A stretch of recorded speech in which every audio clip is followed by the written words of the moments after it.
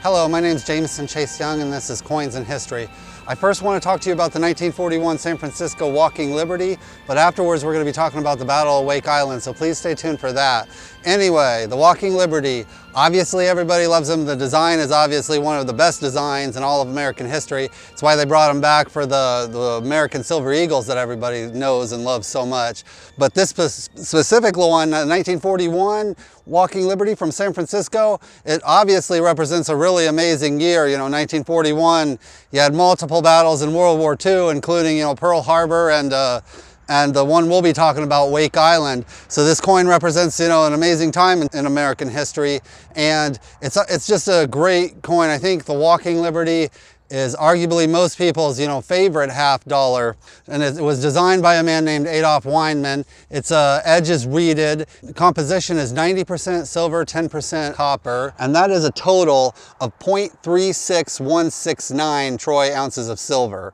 Its weight is 12.5 grams. And the Walking Liberty half dollar, they were minted in 3 different locations: Philadelphia, Denver, and San Francisco. There was a total of almost 40 million of them minted. This one, the San Francisco, minted 8.1 million, so it is the least common. It's the most rare out of all the 1941s. And then the Philadelphia, it minted the 24.19 million, so it's the most common out of all the 1941s Walking Liberties. And then Denver also minted 9.9 million. For a total of almost 42,190,000. During this time, the 1941 Walking Liberty, what was going on was the Battle of Wake Island, largely overshadowed by the attack of Pearl Harbor, but within hours after the attack on Pearl Harbor on December 8th, 1941, Wake Island began. Now keep in mind, there's a line in the Pacific, Ocean where the day shifts. So even though it was fought on December 8th, it actually started just a few hours after the attack on Pearl Harbor. So this happened just hours after the attack on Pearl Harbor, and it's largely overshadowed. Normally when you hear about the Pacific Theater, you hear about, Iwo Jima and Okinawa and Guadalcanal. You don't often hear about the forgotten heroes on Wake Island. It was kind of forgotten because it was done on a smaller scale. Unlike those other islands we dumped tens and tens of thousands of people on, these guys were already on the island. There was roughly about 500 Marines and 1,200 civilian contractors, and what they were mainly doing was building a U.S. base there. But this U.S. base was really important. This island was important because it was like directly in between like Hawaii and Japan, so the Japanese needed it for like military missions in the future. There was 2 different assaults that the Japanese did, and they first attacked on December 8th. Now this assault, it drug on for days, and the air bombardments were drug on for days and days and a couple weeks of the entire battle. But the initial assault, the U.S. Marines fighting side by side with the civilian contractors, they managed to repel the first assault.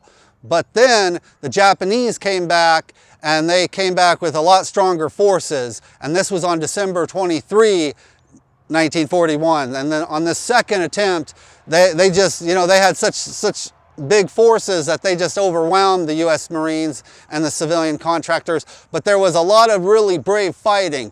The first Japanese boats were sunk. The first one was the very first Japanese Navy destroyer sunk in World War II. And they damaged, we had 12 aircraft on this island. Right away they took out like 8 of them. And then these 4 fighter pilots flying Hellcats, they were taking on the entire Japanese Navy all by themselves. And they shot 2 down, and then it came down to just two fighter pilots taking on the whole bunch by themselves. And eventually though they shot them down, but there was a lot of really heroic fighting done on this island. There was a total of 449 U.S. Marines, 399 from the infantry. 6 coastal artillery pieces, 12 aircraft, 12 anti-aircraft guns, 68 U.S. Navy personnel, 5 U.S. Army personnel, and 1,221 civilian workers. The total casualties for the Japanese were 2 destroyers sunk, 340 killed, 65 wounded, 2 missing, 1 submarine sunk. The second attempt was 2 patrol boats wrecked, 10 aircraft lost, 21 aircraft destroyed, 600 casualties. Then on the United States' side, we lost 52 people killed, 49 wounded, 2 missing, 12 aircraft lost, 433 captured, 70 civilians killed, 1,104 civilians were interned into Japanese prison camps, of which around 180 died in captivity. But the battle ended on the 23rd of December, and you know, normally speaking, a battle ends, well, that's where the nightmares end. Not with Wake Island, not with the people who are on Wake Island, because, you know, you stood a 17% better chance surviving World War II if you were fighting the Japanese than if you were prisoners of war with them. Because they looked at surrender as such a low thing, they lots of times treated people who surrendered badly. So like the civilian contractors, there was one instance where they used them as slave labor on the island, and then they executed over 98 of them. And then they sent the U.S. Marines throughout China, like Manchuria, to work slave labor camps and stuff. And on the way there, they executed like 5 or 6 of them. And these guys, when they came out of their 4 years of being prisoners of war from the Japanese, they didn't look like, you know, regular prisoners of war. They looked like, you know, like Holocaust survivors.